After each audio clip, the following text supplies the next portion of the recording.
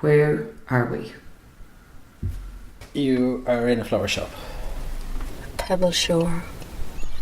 Well, we're on top of a green, grassy, kind of a rolling drumlin. We're in a space for dancing and for drinking and socialising. My end of the house, it's my studio. A small abattoir. We're in a sacred place and a sacred space. Beyond that, a calm sea. You learn to have different voices for different people. That's an interesting, comment, the different voices for different people. That's an unconscious or a conscious thing? It's unconscious, actually. It is unconscious, yeah, it is, yeah. Obviously, one would prefer to have the one voice for everybody, but I don't think that was possible years ago. Anyway, it wasn't possible. I think we all have different voices. We have a different voice, or even a different personality. Maybe we might have a different personality for an office than we would have if we were at the mart buying cattle, than you would have if you were at some festival, an artistic festival or something, than you would have if you were, I don't know, in the pub on a Saturday night. I think we have different voices and different parts of our personality that kick in, because there are a lot of sides to us all, I suppose, and you have to kind of let all those sides out and let them have their scope. We're here on land this is your hill, your land. What does it mean to you? That's belonging, I suppose. When you travel abroad and you're in, I don't know, Barcelona or Moscow or somewhere, someone asks you where you're from, you don't have any problem saying where you're from, or where you belong, or where you grew up.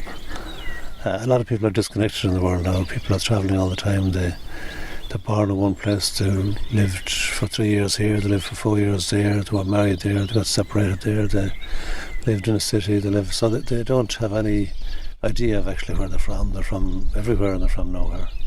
So I suppose this is something I come back to that reinforces my identity. But also it's a cage that you have to escape from. So it's a kind of it's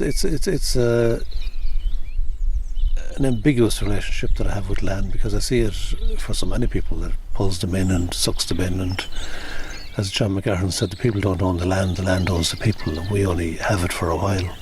And that's it. Every artist is very different from the way they look and see and play with things and do things. And of course, an awful lot of what you do is quite intuitive, but you articulate, a whole lifetime of intuitivity, so that you have a kind of iconography. And you kind of know what you're doing, but you also haven't a clue what you're doing. So you're somewhere around playing around with those two things, and out of that you get something which, of course, you never really ever see.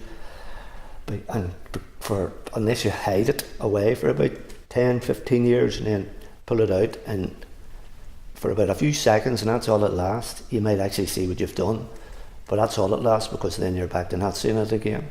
So that would be the only time you'd ever get an idea of the way a stranger would maybe see your work, or a viewer would see your work. As I say, is when you get that few seconds yourself and you haven't seen it for a long time. That's really interesting. So it's nearly like surprises yourself for a split second, and then you've got over it, you go back to where... Well, then you're back to yourself again. You're not the outsider. It only lasts a few seconds, but that's the only time you get a really, truly objective look on it.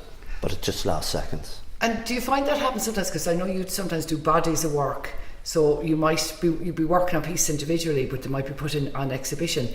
Does that same surprise ever happen when these different individual pieces are put together? Oh, well, ideally you want them all hanging together, because when they're at group shows or stuff like that, they kind of become just pictures, whereas if they're in their own show or in their own space, and the way it's hung and the type of space that it is can kind of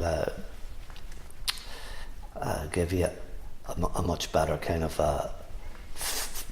body to your work.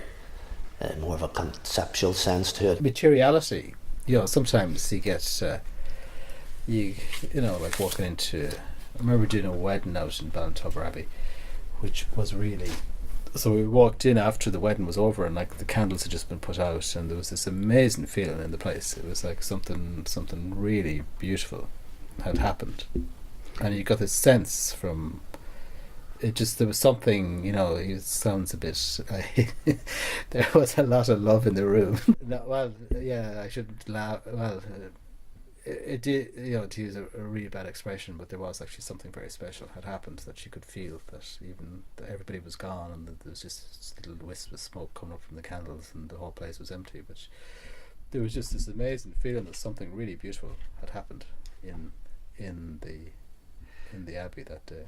Well, that's really interesting, because I started this project from the word absence presence, about sometimes you feel people's presence when they're gone.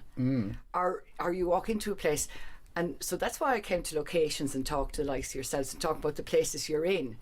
And you talked about the presence in the table, so that's kind of, so you can feel other people's presence sometimes in places. Yeah, well, this was really, like, I've very rarely felt it since, but you really got the sense that something had happened, something really beautiful had happened.